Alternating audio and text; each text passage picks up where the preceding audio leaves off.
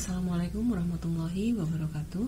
Baik, berikutnya video ini akan menjelaskan mengenai keputusan jangka pendek menjual ataukah mengolah lebih lanjut. Keputusan untuk menjual atau mengolah lebih lanjut. Nah, dua atau lebih lini produk yang secara simultan dihasilkan dari masukan bersama melalui suatu proses disebut produk gabungan atau joint product. Misal pada produk susu, produk daging, produk perkayuan, dan lain-lain. Contohnya gini, misalnya produk ayam. Oke. Produk ayam, dari satu ayam ketika dari seluruh ayam yang diproduksi, satu bagian ya maksudnya. Perusahaan tidak mungkin memproduksi satu ekor ayam, tidak mungkin, tapi maksudnya dari seluruh produksi itu ayam utuh itu tadi, mulai dari kepala sampai ke kaki, itu ada banyak bagian yang sebenarnya bisa di-split menjadi beberapa produk. Nah, sekarang kamu bayangkan ada perusahaan, suatu pabrik yang mengolah ayam sebagai produknya. Kemudian dari produk tersebut dibuatlah beberapa output, dibuatlah beberapa produk jadi. Di antaranya adalah chicken wings. Berarti sayap-sayapnya yang diambil untuk diproses menjadi frozen food chicken wings. Berarti sayap, tidak diapa-apain lagi.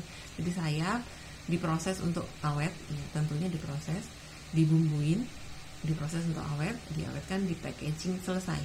Kemudian bagian ayam yang lainnya dibuat menjadi nugget. Nah, ada chicken nugget. Chicken nugget berarti proses pembuatannya chicken wings, yang mana itu adalah sayap-sayap saja, sayap dibumbui dengan dibandingkan dengan nugget ayam, yang mana kita tahu bahwa nugget itu sudah dicampur dengan beberapa bahan lain, misalnya sayuran, tepung roti, dan lain sebagainya. Kemudian ada beberapa prosedur yang dialami oleh daging ayam sampai dia bisa berubah menjadi nugget. Oke, sekarang saya mau menceritakan ceritanya ayam itu. Jadi ada ayam. Gimana cara gambar ayam? Jadi ini adalah ayam. Ini adalah ayam, kakinya bentuknya. Ini ayam ada banyak. Kemudian dia diolah, diolah oleh perusahaan. Diolah diapakan? Dicuci, dimatiin dulu ya tentunya. Dia diproses, dibersihkan dari bulu, kemudian dia dipotong-potong, dibersihkan sampai dia higienis dan lain sebagainya, dimana seluruhnya itu membutuhkan pembiayaan. Ada biaya yang keluar sebesar X. Biaya apa ini? Ia masuk ke BOP, biaya overhead pabrik. Untuk apa? Untuk pemrosesan ayam, biaya pemotongan ayam gitu ya, pemotongan ayam, pembersihan ayam pertama, pembersihan ayam, pemotongan ayam. Kalau membersihkan ayam, jadi memproses ayam seperti itu tidak hanya menggunakan tenaga kerja manusia ya, tapi menggunakan mesin. Artinya di sana keluar biaya-biaya penggunaan fasilitas macam-macam biayanya. Nah, sekarang ayam ini tadi, ayam yang tidak punya leher itu, kemudian dibagi jadi dua, diambil sayapnya,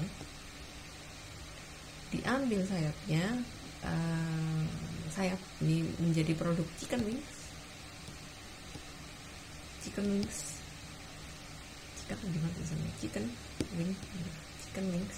Kemudian ini nugget, maafkan saya, ini nugget, ini produknya nugget sama chicken wings. Kemudian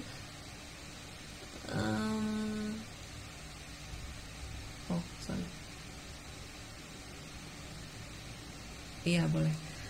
Kemudian ada lagi yang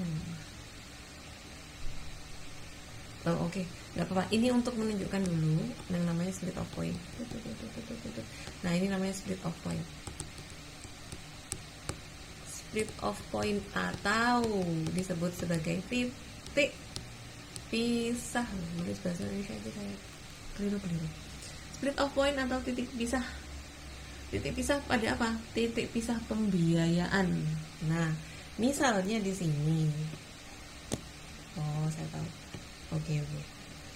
Ini benar. Ini kan sayapnya saja. Sayapnya untuk menjadi chicken wings. Nah, ini adalah bagian dada ayam dan lain sebagainya. Dada ayam dan kawan-kawan. Oke. Nah, dada ayam dan kawan-kawan itu apakah akan dijual dalam bentuk dada ayam saja? Oh, tidak, ternyata dia akan diolah kembali menjadi nugget. Oke, nah begini ceritanya. Nah, pertanyaannya tadi, keputusannya perusahaan, apakah ayam yang tadi sudah dipisah-pisahkan, ada dada ayam, kemudian ada, misalnya di sini ada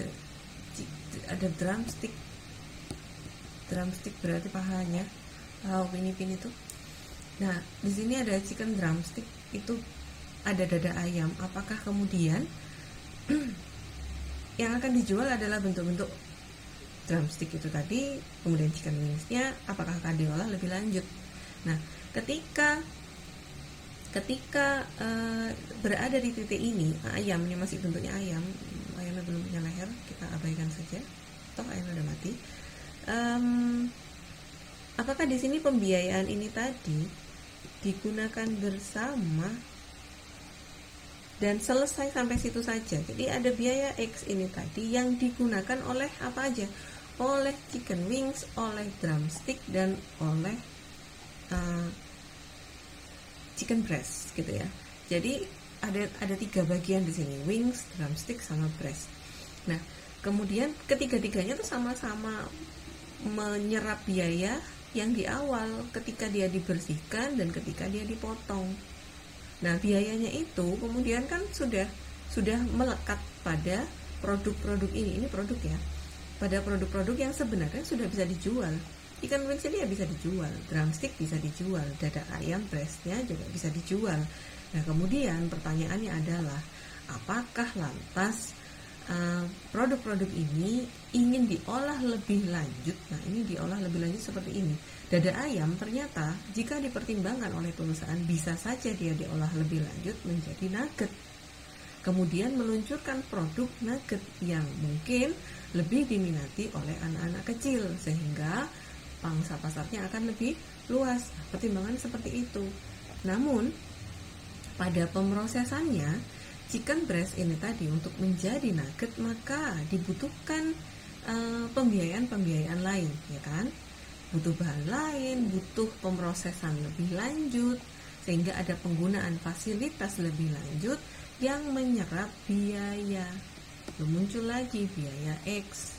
Jadi tadi sudah ada biaya XX untuk bersama, tapi sekarang perhatikan bahwa ada biaya X rupiah yang hanya dinikmati atau diserap oleh chicken breast ini untuk supaya dia bisa berubah menjadi produk nugget.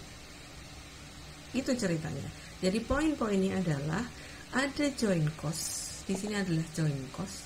Joint cost ini adalah biaya bersama yang digunakan oleh produk yang menyerap penggunaan fasilitas perusahaan secara bersamaan, yang mana penelusurannya mungkin akan sulit karena dinikmati bersama. So, yang biaya ini tadi gimana caranya untuk dibebankan pada chicken wings, chicken drumstick, dan chicken breast ini tadi? Gunakan yang namanya alokasi. Nah, pembelajaran mengenai alokasi biaya gabungan dan biaya bersama itu sayangnya ada di akuntansi biaya. Ada beberapa pendekatan yang bisa digunakan untuk mengalokasikan biaya gabungan dan biaya bersama. Gitu ya, apa itu bedanya antara biaya gabungan dan biaya bersama pun penjelasannya panjang. Nah, jadi saya berusaha untuk melewati itu dulu. Yang penting konsepnya dipahami terlebih dahulu. Oke, saya beranggapan bahwa joint product barusan sudah dipahami. Kemudian ada joint cost. Nah, joint cost yang barusan yang XX rupiah. biaya yang dikeluarkan sebelum titik pisah batas atau biaya yang dikeluarkan sebelum split off point. Split off point adalah titik pisah batas yang saya sebutkan tadi, ditandai dengan garis putus-putus. Nah, biaya yang dikeluarkan sebelum split off point adalah joint cost, sedangkan biaya yang setelah titik pisah disebut separable cost. Yang X rupiah untuk chicken breast berubah menjadi nugget adalah separable cost. Udah gampang banget ditelusurinya. Nah, sekarang misalnya ada gambaran seperti ini. Perusahaan memproduksi joint produk X dan Y. Produksi X per tahun adalah 10.000 unit dan Y 6.000 unit dengan joint cost sebesar 104.000 rupiah.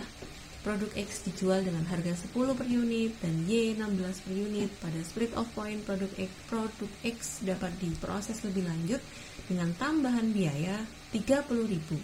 Separable cost-nya adalah 30.000 rupiah dan bisa dijual dengan harga 15 rupiah per unit. Nah, yang perlu dipertimbangkan adalah ketika mau memilih keputusan ini, maka apakah nanti harga jualnya menjadi lebih tinggi dibandingkan dengan sebelum dia diolah lebih lanjut gitu. Produk Y dapat diolah lebih lanjut dengan tambahan biaya Rp2.000 menjadi produk A dan B. Dia di split lagi. Jadi ini adalah pertama yang muncul, kemudian di split jadi 2. Kemudian diproses lebih lanjut, kedua-duanya diproses lebih lanjut. Yang ini juga X dan Y sama-sama diproses lebih lanjut. Tapi yang X setelah diproses lebih lanjut lalu dia dikeluarkan dalam bentuk produk X. Tapi perhatikan bahwa produk Y setelah diolah lebih lanjut, ternyata pengolahan lebih lanjutnya itu untuk membuat 2 produk baru, produk A dan B. Jadi di sini proses lanjutannya menimbulkan joint cost lagi. Nah, ini bercabang dan menghasilkan produk A dan produk B, yang mana setelah titik pisah batasnya dia sudah tidak ada separable cost lagi. A sama B langsung di launch gitu aja. Pengolahan tambahan ini menghasilkan produk A 4.000 unit dengan harga jual Rp12 per unit dan B 2.000 unit dengan harga jual Rp20 per unit. Dengan menggunakan analisis diferensial harus diabaikan joint cost sebesar 104.000 karena tidak relevan dengan keputusan yang akan diambil. Informasi yang relevan adalah biaya dan pendapatan setelah titik pisah untuk menentukan besarnya tambahan laba. 104 di sini yang ini yang pertama. Jadi yang ditanyakan apa? Oke. Kasusnya adalah yang A dan B. Ketika sama-sama mengalami sama-sama mengalami proses lanjutan dan produk yang diluncurkan adalah X, A dan B, maka produk joint cost yang Rp104.000 dianggap tidak relevan pada kasus ini. Dan yang relevan adalah biaya pendapatan setelah titik pisah untuk menentukan besarnya tambahan laba. Oke, yang saya ceritakan tadi di awal adalah tambahannya. Jadi apakah nanti kalau diproses lebih lanjut itu memberikan tambahan laba atau enggak? Jangan-jangan cuma memberikan tambahan biaya, tidak memberikan tambahan laba. Nah, berhubung yang ini udah bagaimanapun juga dia harus dialami, tidak relevan. Kenapa? Karena sudah terjadi di awal. Untuk menghasilkan X dan Y, ya ini tetap harus dilalui, wajib dilalui. Nah, sekarang apakah dia akan dilanjutkan ke sini atau tidak? Apakah X ini saja ataukah X ini? Apakah Y saja yang diluncurkan ataukah dia harus diproses lebih lanjut ke A dan B? Itu pertanyaannya. Analisis tambahan laba dilakukan terhadap produk X lebih dahulu. Harga per unit pada titik pisah adalah Rp10 dan setelah diproses lebih lanjut menjadi Rp15. Ada tambahan Rp5. Tambahan biaya produksi per unit adalah Rp30.000 dibagi 10.000 unit atau sama dengan Rp3. Jadi tambahan laba per unit adalah 2 perbedaannya gitu. Jadi kenaikan labanya. Oleh karena tambahan labanya adalah positif, maka keputusan yang diambil adalah boleh memproses X lebih lanjut. Ini untuk yang Y. Jika produk Y diproses lebih lanjut menjadi produk A dan B, tampak dari proses ini bahwa A dan B adalah joint products, sehingga tidak dapat dipisahkan prosesnya secara individual. Oleh karena itu, analisis diferensial adalah mengkaji pendapatan total dan juga biaya tambahan total, baik biaya dan pendapatannya sama-sama diperhitungkan. Differential cost untuk memproduksi lebih lanjut produk Y menjadi produk A dan B adalah Rp2.000, sedangkan differential revenue untuk produk Y adalah Rp8.000 negatif, seperti perhitungan berikut ini. Ini sudah ada perhitungannya. Kemudian dilanjutkan di sini. Dengan analisis di atas, maka keputusan yang bijaksana adalah menjual produk Y setelah split of point tanpa mengolah lebih lanjut. Jika alternatif lain yang dipilih, maka malah turun pendapatannya dengan rincian yang barusan. Apabila melanjutkan proses setelah titik pisah untuk produk X dan Y di atas, maka gambarannya adalah seperti ini. Nah, mengenai apa itu yang dinamakan dengan differential revenue, boleh dibaca kembali. Differential cost, differential revenue itu apa? Ada di modul PDF yang saya berikan. Oke, seperti itu. Dibaca pelan-pelan, bisa di pause videonya untuk lebih jelasnya. Kemudian ini, dan saya harap semuanya bisa memahaminya. Terima kasih untuk perhatiannya. Saya akhiri. Wassalamualaikum warahmatullahi wabarakatuh.